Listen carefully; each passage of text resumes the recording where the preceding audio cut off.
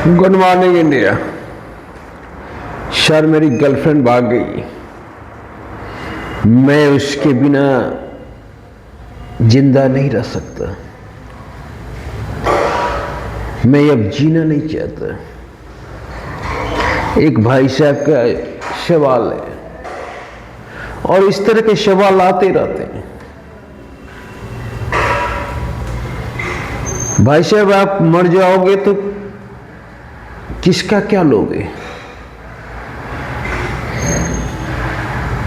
आपको अगर ये लगता है कि आपके मरने के बाद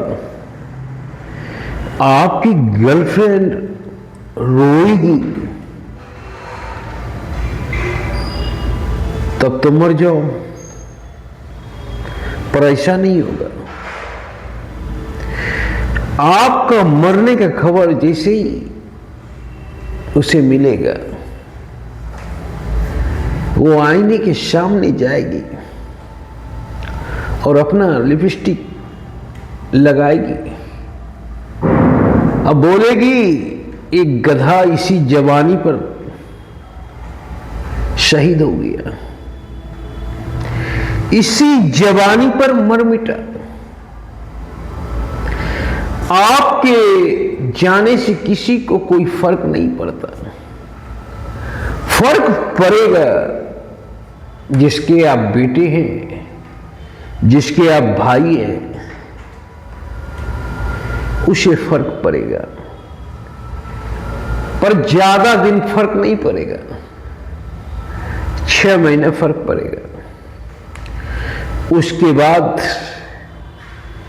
समय की मार वो भी भूल जाएंगे कि कोई बेटा मरा था।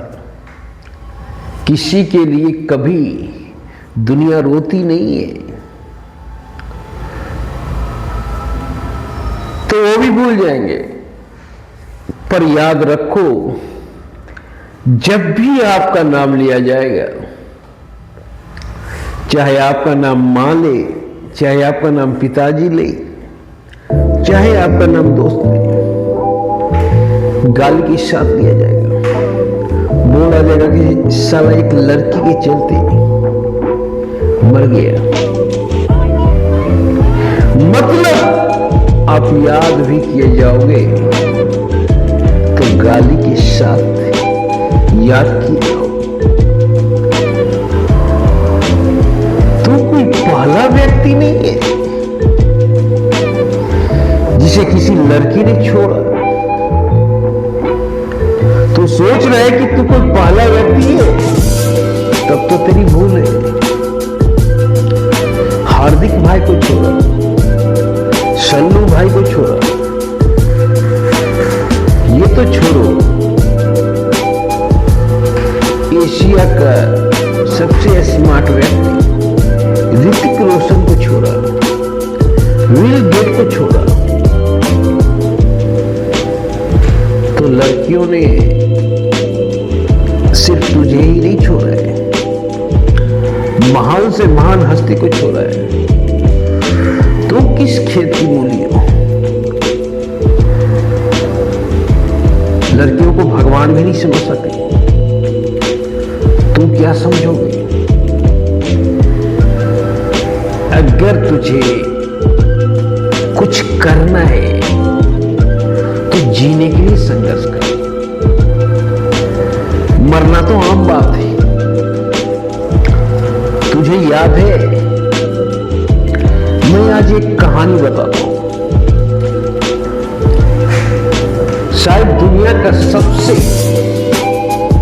वासना युक्त पुरुष इस पृथ्वी पर कालिदास से तुलसीदास से ज्यादा कोई नहीं हुआ है। तुलसीदास एक रात भी अपने पत्नी के बिना नहीं रह सकता था। एक रोज की बात है कि तुलसीदास की पत्नी उसके मायके गई, अपने मायके गई, और तुलसीदास रात के 12 बजे वासना के तूफान उठा। अब तुलसीदास से रहा नहीं जा रहा था। तुलसीदास ने तय किया कि रात के 12 बजे ही वो उनके मायके जाएंगे।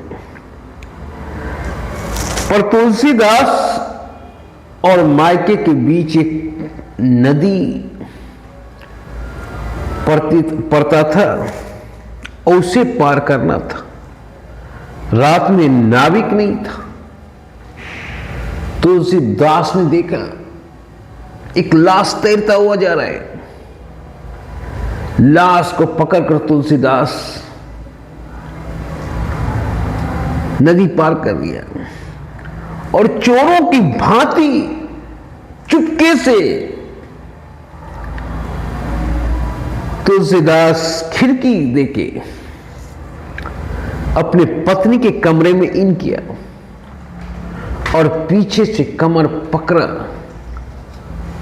पत्नी सोची कि प्रभु तो हमारे घर पे है, ये कोई दूसरा पुरुष तो नहीं आ गया। पत्नी जोर से चिल्लाई। किसी तरह तुलसीदास ने पत्नी का मुंह बंद किया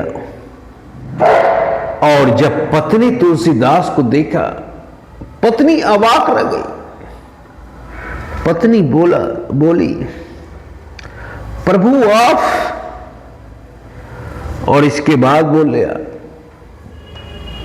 पत्नी, प्रभु आप मुझसे जितना प्यार करते हैं उतना अगर ईश्वर से प्यार करते तो कहीं और होती। यही बात तुलसीदास को घर कर गया और उस दिन से तुलसीदास एकांत जीवन जीने लगे और जिसके परिणाम स्वरूप तुलसीदास ने अपने आप को पहचाना और रामचरितमानस की रचना कर डाली। अगर आज हम तुलसीदास के ऊपर बात कर रहे हैं तो रामचरित रचना के ही थ्रू तुलसीदास को पहचान रहे हैं। मतलब अगर पत्नी से वियोग तुलसीदास का ना होता, तुलसीदास अपने आप को ना पहचान पाता कि मैं तुलसीदास और मेरा इस संसार में मेरा अस्तित्व जो हुआ है रामचरितमानस लिखने के लिए हुआ है।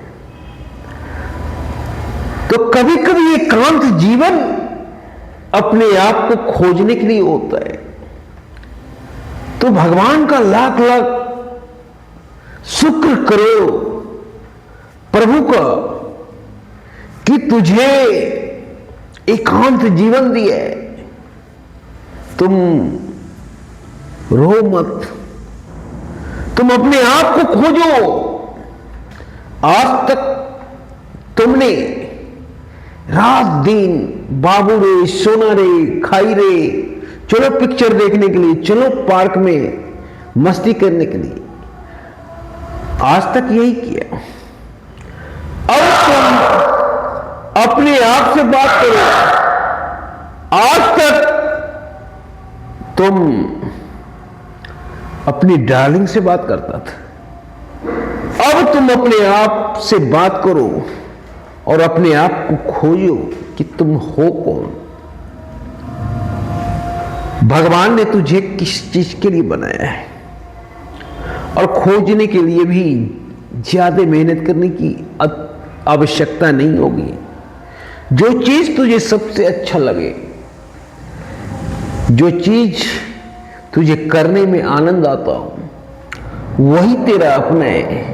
हो सकता है तू पेंटर हो सकता है तू कवि हो सकता है तू नाटककार हो सकता है तू बिजनेसमैन हो सकता है लीडर हो। रात दिन एक कर दे। उस रास्ते पे चलने में अगर उस रास्ते पे तू शहीद भी हुआ तो परमात्मा नाराज नहीं होगा, क्योंकि रास्ता तेरा है। कोई फौजी अगर शहीद होता है तो परमात्मा नाराज नहीं होता है, परमात्मा को गर्व होता है, परमात्मा का भी सीना चौड़ा होता है। उसी तरह से अगर तुम उस रास्ते पे चलने में शहीद भी हो गए, मर मिटे भी, तो परमात्मा नाराज नहीं होगा। और उस रास्ते पे चलो, क्योंकि वो रास्ता तेरा है, मंजिल भी तेरा है, चलना भी तुझे। शुरुआत तो तू कर, अंत परमात्मा करेगा, पर करना तुझे पड़ेगा, इतिहास रचना तुझे पड़ेगा। तुझमें वही एनर्जी है जो एनर्जी प्रभु श्री राम में था, जो एनर्जी कृष्ण में था, जो एनर्जी गौतम बुद्ध में था, जो एनर्जी विवेकानंद में था।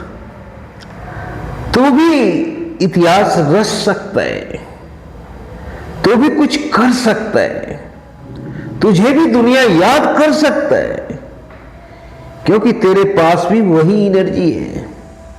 अपने आप को पहचानो, उठो, और तब तक हार नहीं मानो जब तक मंजिल तय ना हो जाए। ये बात मैं वैसे नहीं बोल रहा हूं, क्योंकि तुम भी परमात्मा की सुंदर कलाकृति हो, और जब परमात्मा ने बनाया है तो परमात्मा ने वही एनर्जी डाला है जो परमात्मा में है।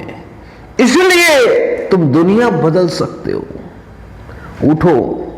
हमारे बिहार में अगर किसी को धोखा मिलता है तो यूपीएससी या बीपीएससी कंप्लीट करता है, तो कुछ ऐसा कर, इतिहास रच, जैसे तुलसीदास ने किया।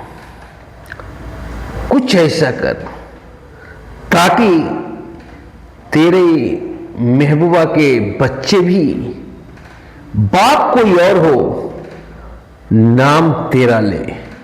धन्यवाद।